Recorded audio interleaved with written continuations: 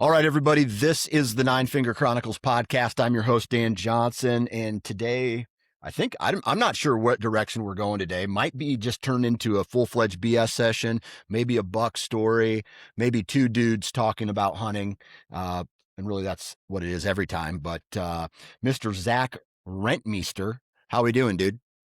Good. Yourself? I'm doing good, dude. Are you getting hammered with rain like we are? Yesterday and tonight it's supposed to be coming. Yeah, dude, it's been raining nonstop. Like creeks are out of their banks. We got baseball fields just flooded. Everything got canceled tonight. We got a tournament this weekend that's not looking too good. Even a little bit of rain is probably gonna get the games canceled because they're already saturated with water. So we're gonna need like some really sunny and windy days, basically tomorrow, in order for that. But I think we're supposed to get more rain tomorrow, so I'm not sure what's going to happen. It's just a lot of wetness. Next 10 days. Yeah, exactly.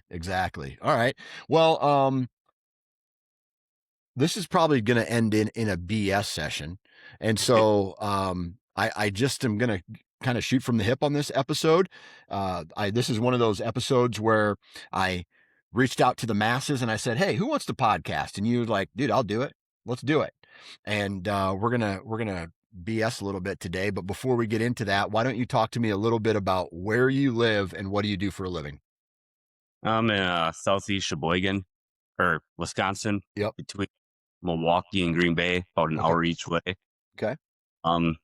Sanitation at a Johnsonville sausage facility for 14 years now. Yeah. Assistant team lead, so running around the building, doing whatever. Yeah.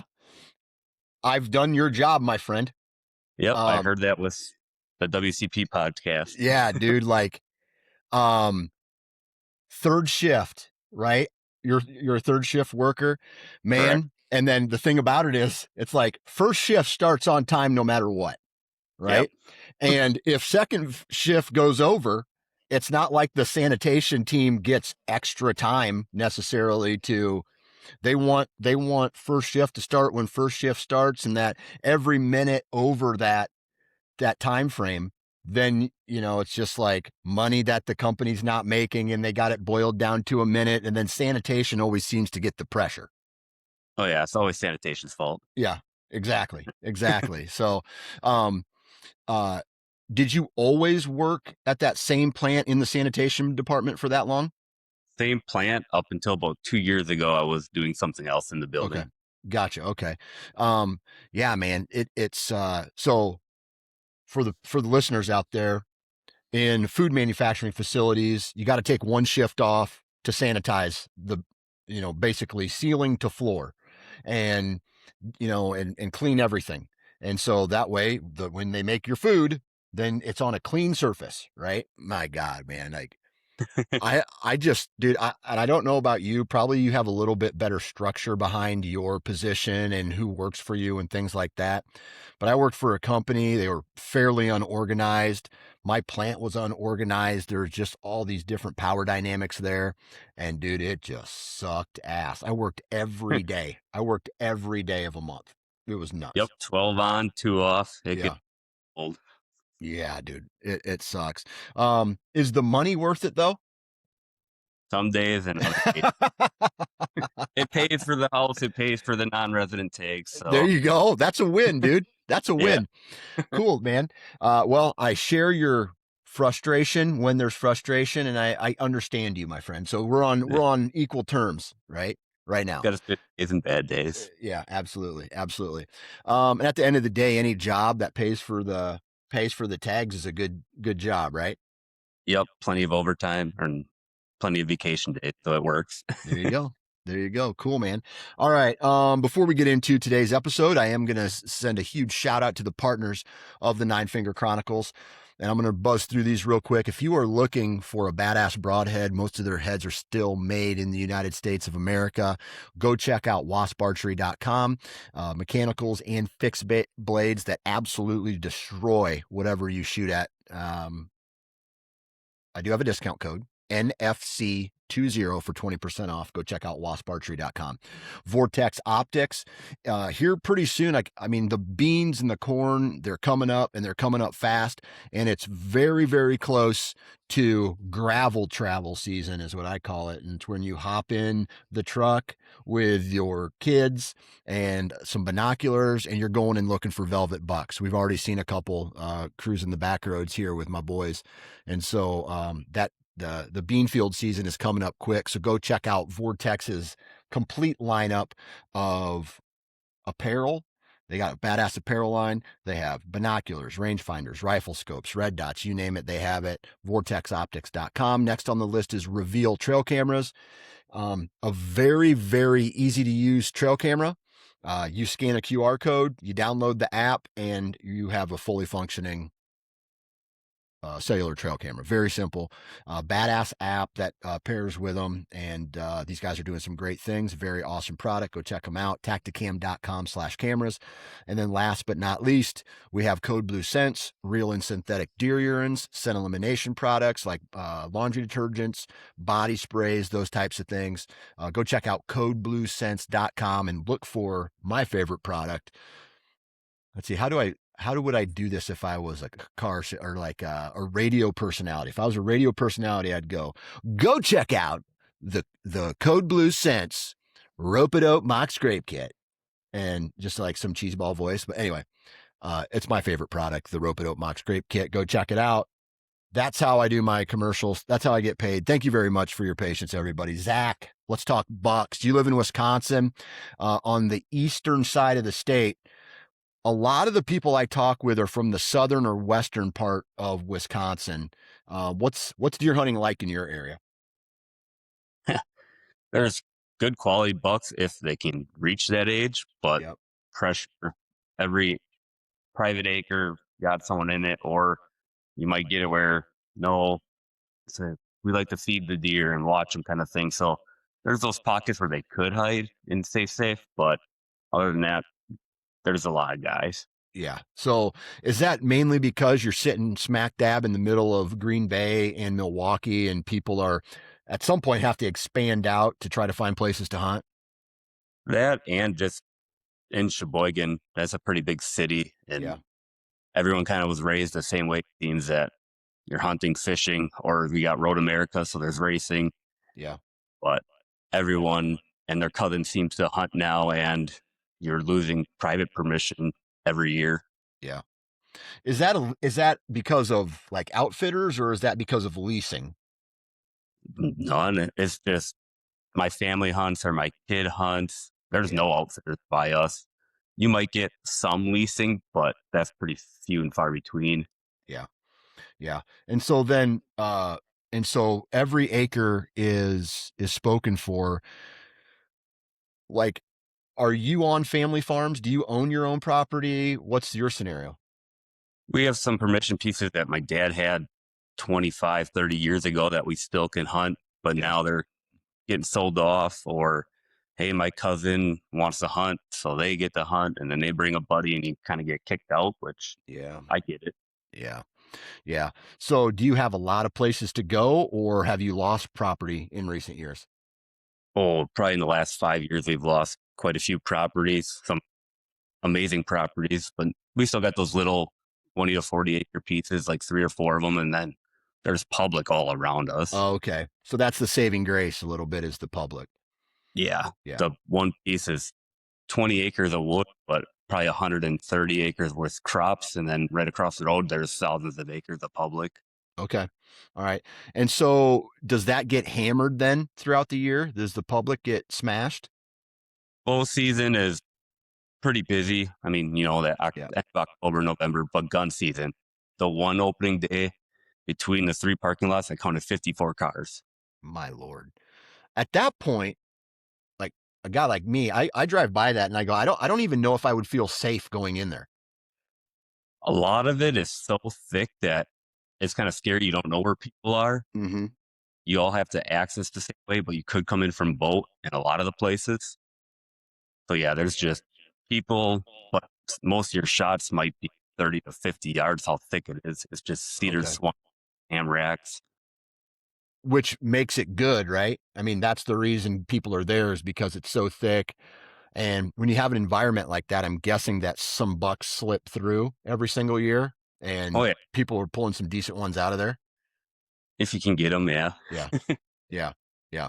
Are you allowed to run trail cameras on public in Wisconsin?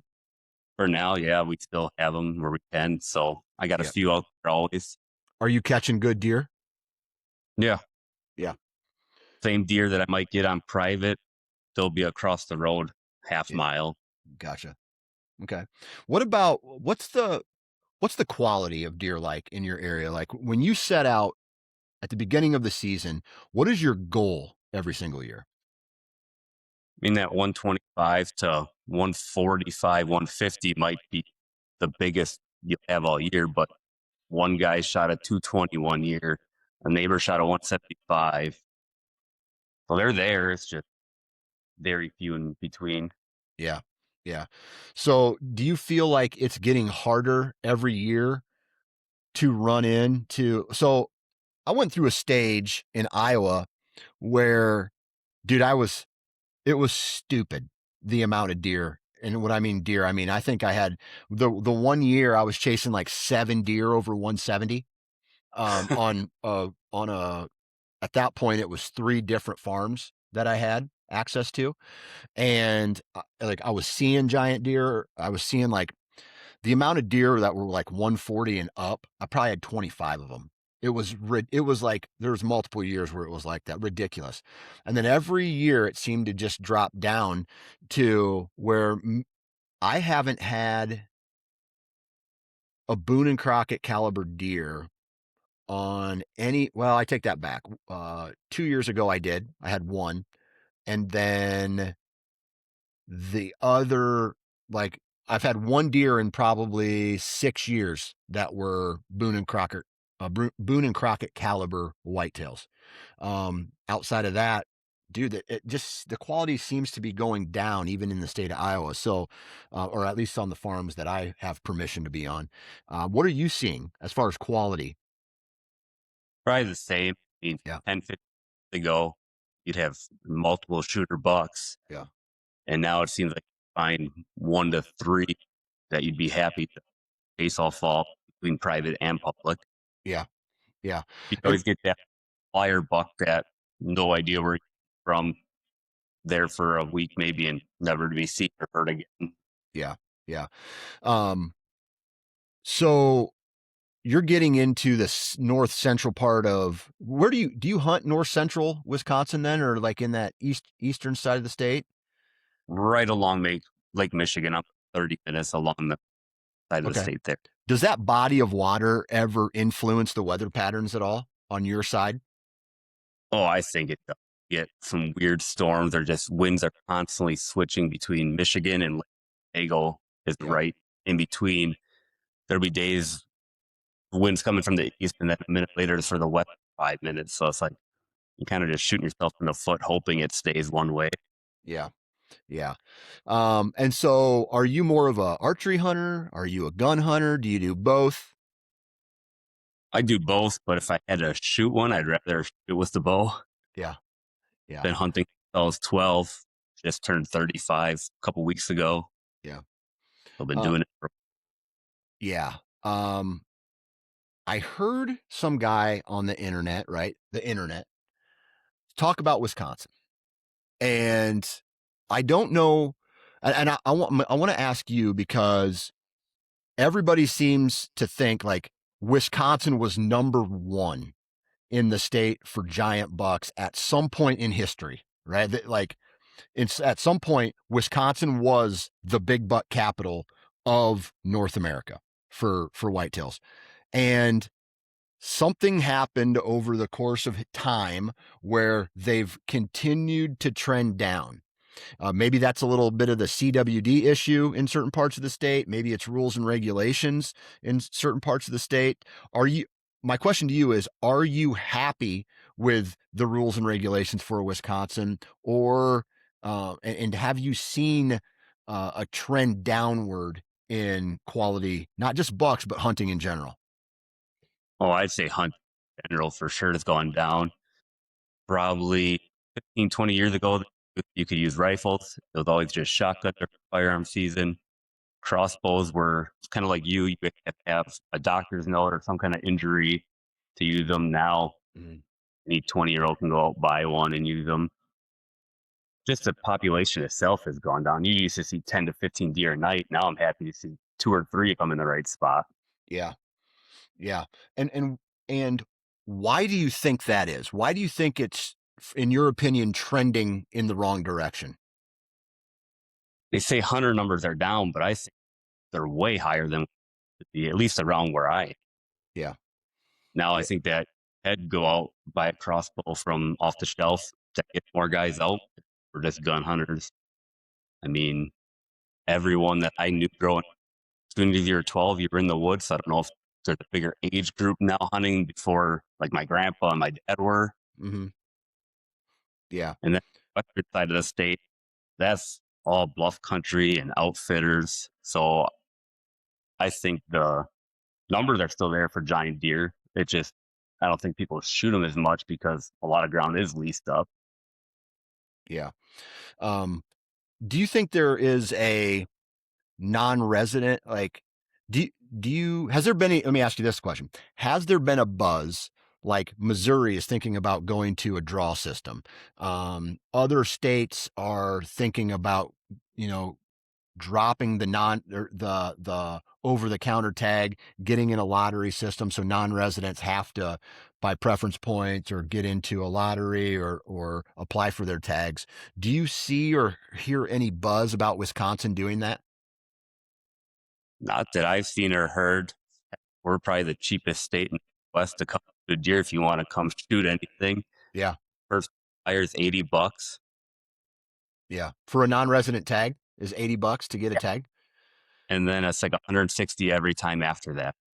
Yeah. So is that, but I can, if I wanted to come here to bow hunt, I can grab a non-resident tag over the counter and go kill a deer.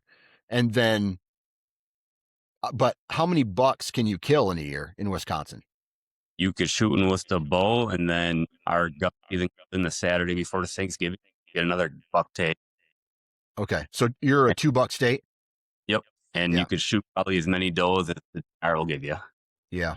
Yeah. And that's the same with Iowa. I mean, and it's all broken down by county here. So they do their road drives and they do their reporting and things like that that allow the quotas to be filled for those counties.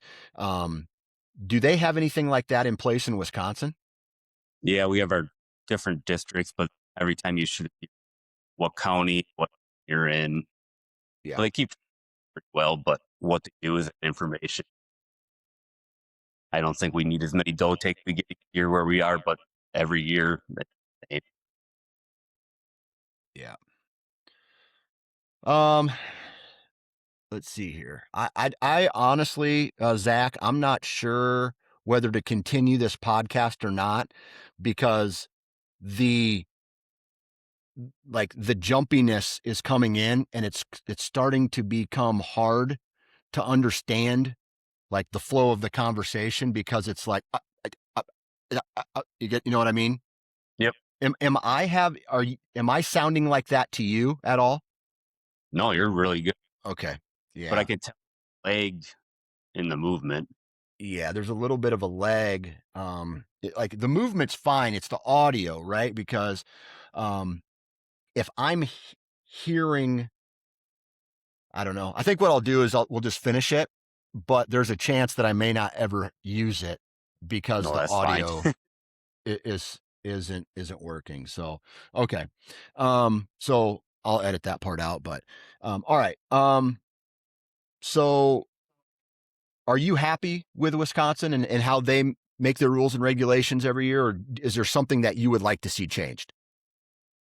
I'd like to see it changed. I mean, we have gun seasons probably from end of November up until January where you could shoot a holiday hunt or doe only, and it's just go fill your tags and have at it. Mm-hmm. And you'd like to see some of that be removed? Yeah, I mean, from September until the end of January in our county, you can hunt between bow, gun season, and then it kind of closes up for archery and then it's open again until the end. January, like the 30th, it goes till. Oh, so with even Wisconsin goes that long for like It's the very com- okay. And is that a doe only deal in those counties? yeah, it's like we have a holiday hunt where you can shoot doe from like the week before Christmas till after New Year. You can Gotcha. only no bucks. Yeah. Okay. All right. That's cool. All right. So when you were messaging me, you were talking a little, and we had this conversation before we started recording. You you killed a buck recently. You sent it in to be aged, and it came back at 14 and a half years old. Is that accurate? According to the people that did the teeth, yeah, that's what it came back. I figured he was around 8.5 from the years I picked up sheds and stuff like that. But yeah, he came back at 14.5, which hard to believe for around here. Even 8.5 seems crazy. Yeah. Yeah. Okay. I'll say this. The oldest buck that I've ever heard in Iowa being killed was one that I actually hunted. This, some of the people who listen to this podcast may be familiar with the story of Shipwreck. And that's this old giant deer who was like, he was a Boone and Crockett at 3 years old. And he remained a Boone and Crockett. And he hit 200 inches 2 years in a row. And that would have been like, so 3 year old. I don't know him as a 2 year old. 3, 4, 5, 6, 7, 8, 9. He was uh 9 was he was 200 inches for the first time. 8 he was a 185, maybe 190. And then he was killed the next, or his ninth year was his biggest antlered year at 210 inches, and that's when I hit him and didn't kill him. The neighbor killed him the next year at an even 200 inches, and he came back from a tooth report at 10 years old. Right, he was a 10-year-old buck. That was the highest. That means that this buck was 4 years older than that. Talk to me about this buck. How long did you know him, or was it just a fluke buck that showed up and you shot him? I mean, he definitely didn't grow 200 inches. I mean, he was probably the same every year. He had like 24-inch beams, mainframe 8. I picked his first shed up in 2017. Never saw him on camera or anything like that again. 2018, the same field, found the other or the same side, but the next year, 2020 or 2019, ran cameras all over. Never saw him. Never found sheds. And then on 2020, I went back on that public that's across the road, found a shed, definitely the same year, just the characteristics in the beam, the way the broad tine swoops back. Mm-hmm. Finally, that year, I ran a bunch of cameras way back on that public. Instantly started picking them up around August, September. Mm-hmm. Tried hunting them, never saw them in person. Had them on camera up until about gun season, then nothing. Yeah. 2021 comes around, couldn't find shed. And then on that private, it's about a half mile as the crow flies. So end of July, there he is. Yeah. Every night, come from the bean field. He'd go back into corn, I think, to bed, because that's all that was behind it was corn and CRP. And there's a couple fence lines from the crop fields. And then opening night, I had to go to my cousin's wedding, and he daylighted with like 10 minutes left. I'm like, yeah, of course. There's damn weddings, dude. Stupid. I got married in the fall too, like, but I tried to make it early or the rut. So, Yep. but yeah, so that opening night he shows up. I'm like, just had a baby that due in June, so kind of sleeping whenever he slept. We had a storm come through on the 21st of September. I took him to my parents, set up, and by 6:30, this deer feeding through the corn. Now, the rows were kind of knocked down, either him or the raccoons, and I shot him at like 15 yards in the cornfield, and he ran off and piled up. And yeah, same deer, matched the set, everything. Okay. I got a lot of questions, right? Yeah. Um, this particular buck, did he have, so he had some defining characteristics on his antlers that allowed you to just follow him throughout the years. So when you found the sheds, it was like, dude, this is him. See him on trail camera. This is him. Like, so you knew for a fact it was the same deer. Yeah, just the way the beam sweeps and there's like a dip in it, and the Yeah. one brow curls back like a hook almost. Yep. You kind of could tell there's no other deer, or you wouldn't think there's another deer just like that. And to pick up the sheds for how many years, 3 years, and then all in the same area, kind of all aligned. Yeah. When you like a lot of times you can tell by pedicle size of how old a deer is, right? The bigger the pedicle, the older the deer is potentially. Mhm.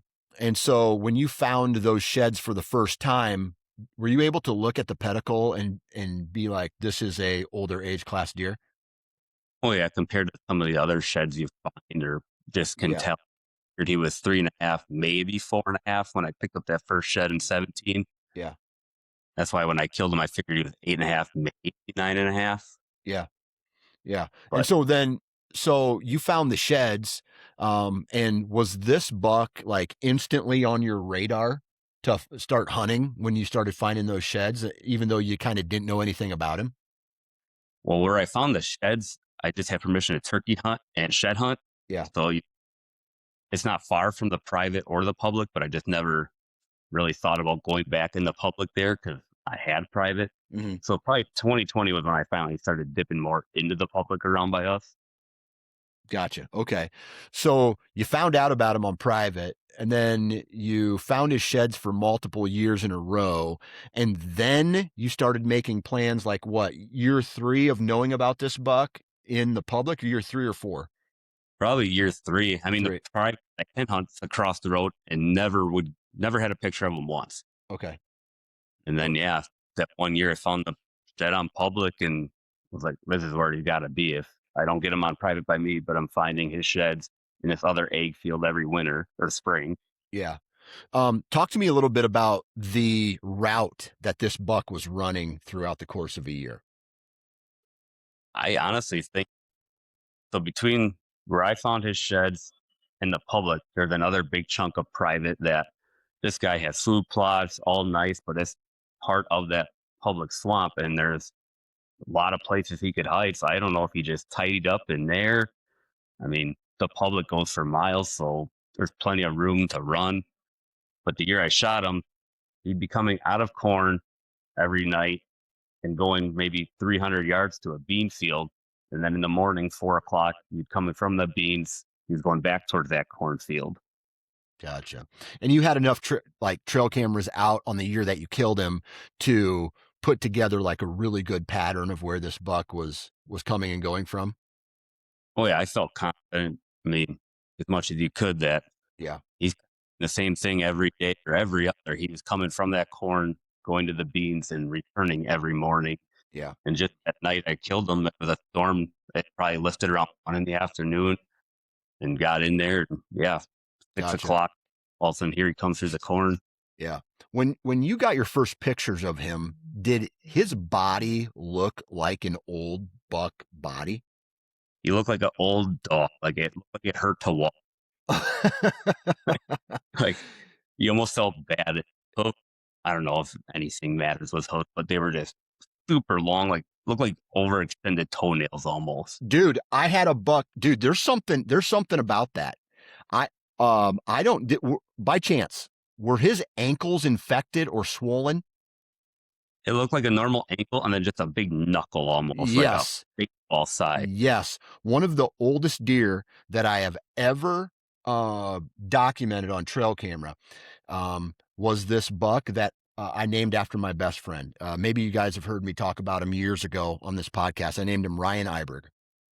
And this buck was a 8-pointer.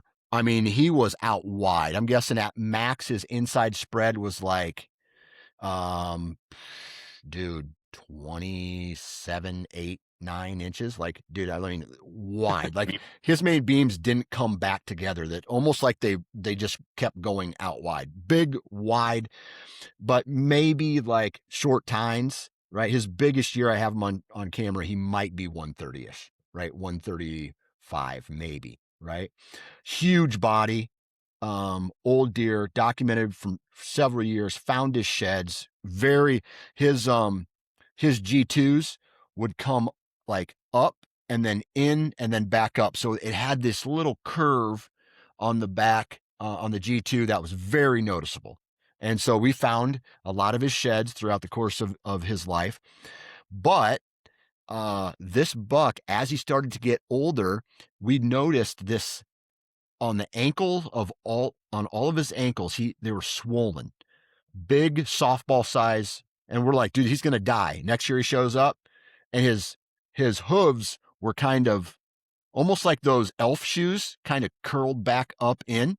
And I'm Yep. just like, I don't know. I would love to talk with a biologist to figure out what that is, but he had that for like 3 years. And then on the fourth year, he was gone, right? Like year 4, year 5 of me knowing about him, he was gone, right? And I'm guessing that he had that infection or whatever he had, he probably succumbed to that, right? So, yeah, you saying that, dude, I wonder what that is. Well, didn't you guys have Ian that does something to feet if they make it through? Say that again. Don't you guys have Ian like where it affects their hooves if they make it through? Ooh, that's a good one. So you're saying that if they beat EHD, then it somehow affects their feet and their hooves. I think maybe in your case for that buck it did. Mine, we don't have any reports of EHD by us. Yeah, yeah. I don't know. That's a good question. We do have a river nearby, but or a big creek. It's not a river per se, but it's a big creek nearby. And maybe went down there. He was up top deer. He wasn't running the river bottoms like some of the other deer were, but yeah. But to this day is the only deer that I've seen with that condition. So Mhm. I don't know.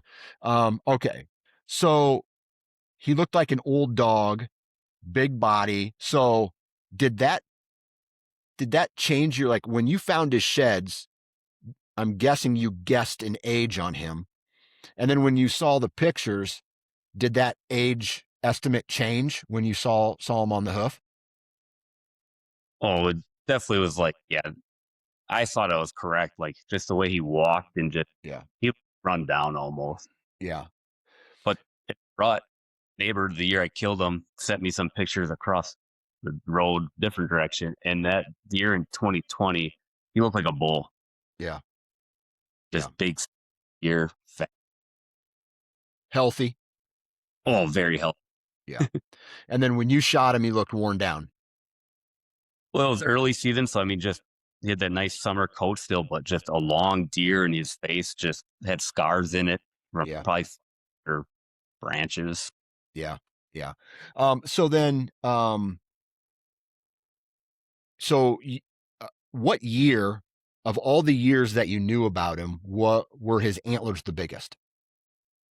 Probably earlier in like 2018, he probably, I mean, maybe went 130, Yeah. but long beam, good hind length, good mass. And then He was how? never crazy. Yeah. And then the year that you killed him, how big was he? Never scored him. I'm guessing he's like 120, but the beams almost don't go out. They just go up almost. He looks like a caribou, like the coloration of the antlers and everything. Yeah. Yeah. That's awesome, man. Okay. And so you sent the teeth. Did you pulled the teeth because you're curious about the age, right? The taxidermy, he sent him off. Okay. And then did the taxidermist have an estimate about how old this deer was? He could just tell the deer that he's done.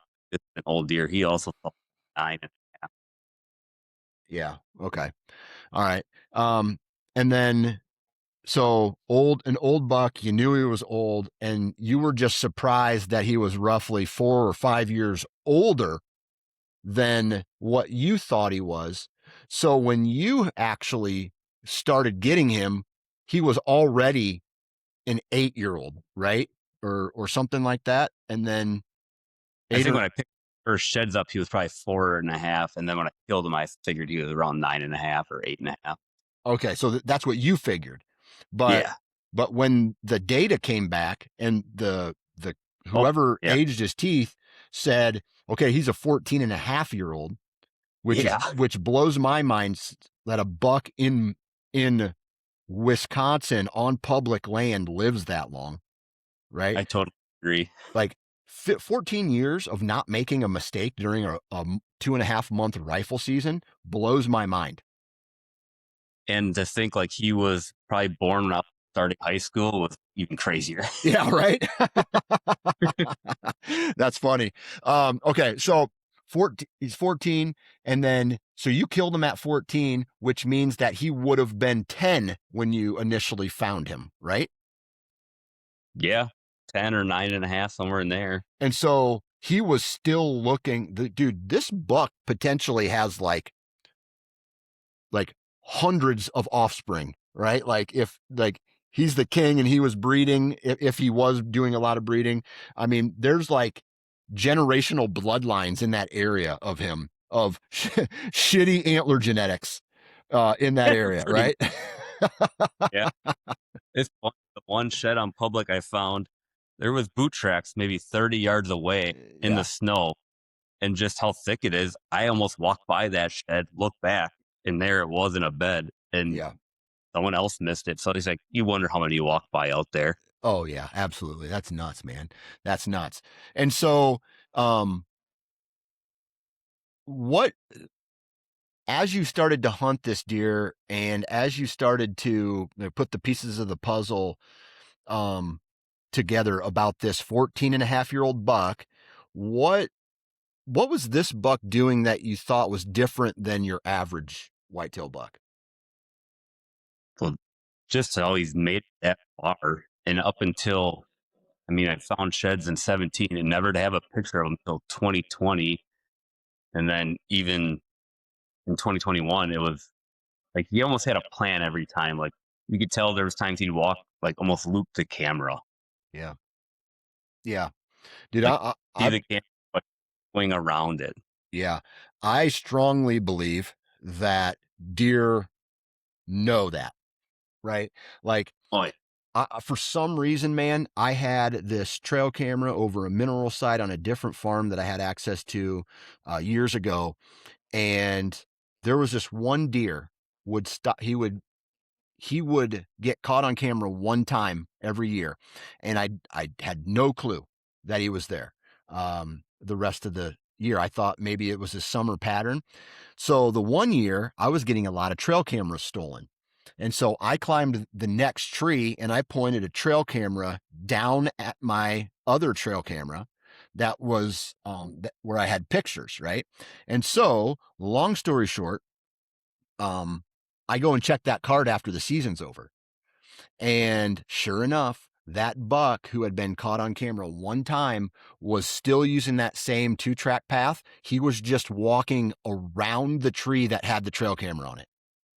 It it blew my mind, and that made me think like, dude, this deer knows that this somehow knows that this trail camera is telling me that this buck is here. Like there's no other way, right? Why would a deer choose to take the path of more resistance around this tree through these bushes and not just continue to walk on the 2-track every single time? Like I don't know. It was like I said, it kind of made me think about how intelligent deer are. It makes you love trail cameras and then hate them at the same Oh, time when you see 100%. that. Yeah. Yeah. Yep. You're only seeing what 20% of the you're only seeing like 20% of the area that's like, I don't know. They do have those 360-degree trail cameras though that I always thought would be kind of cool, but I don't know. I, I get enough grass pictures going there. yeah, right. Absolutely. Absolutely. And so where this particular buck was living then, um, do you have an idea of where he was bedding and why he made it this long then? I mean, the year I killed him, he was always coming out of that corn. And yeah, that night I shot him too. He was in the corn on his seat probably an hour and a half before dark and just eating and moving through there. But I had enough rows knocked down. So I don't know if he did that a lot in the fall or just how that swamp is too. I mean, you could walk right by it if you wanted to sit still. Yeah. Is do you think this buck got old by accident, or was he somehow smarter than all the hunters that hunted this? 54. You said 54 vehicles in a in this particular piece of public property, right? During Yep. the gun season. I mean, it stretches out probably within a mile and a half, but they all are connected to the same public. Yeah. I Yeah, still have a problem that I still have a hard time believing that this buck was just so stealthy and smart that he made it that far without a little bit of dumb luck on his side. You know what I mean? Especially in that high of hunting pressure. I agree. I mean, Yeah. got lucky, just knew where to hide every time, but it makes you wonder where the heck he could have went. Because even Yeah. that private land, the guy's got box stands, he's got food plots, Yeah. so there's Yeah. always this like there's people around. Yeah. Yep. I somehow think like I don't know. You see these videos of like a car running a red light and just like missing a train, missing another head-on collision, missing all the like another pedestrian on a bicycle, and it's just dumb luck that no one got hurt in a scenario like that, right? And so Yeah, my guess is like I just I don't know why I'm thinking about this and why this is like I'm so blown away by this that a 14-and-a-half-year-old buck made it through that many Wisconsin gun seasons.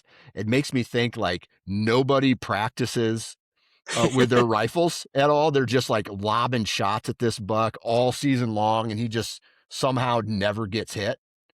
Like when you skinned him or took him apart, took the meat out of him, did you notice any scars like from bullet holes or broadhead wounds? yeah. Honestly, didn't have one like injury from a hunter. His Mm-hmm. face was all scarred up and his body from like fighting, but no broadhead stuck in him or That any. blows my mind, dude. But even like I told me and my brother talked, but even if he was just, I, that's hard to believe. But Yeah. Yeah. Yeah. Well, he made it to 14 and you made sure he didn't make it to 15. So dude, crazy story. Good little uplifting story there. Dude, I honestly don't know. That's the oldest story. That's the oldest buck story I've ever heard after 10 years of doing this, right?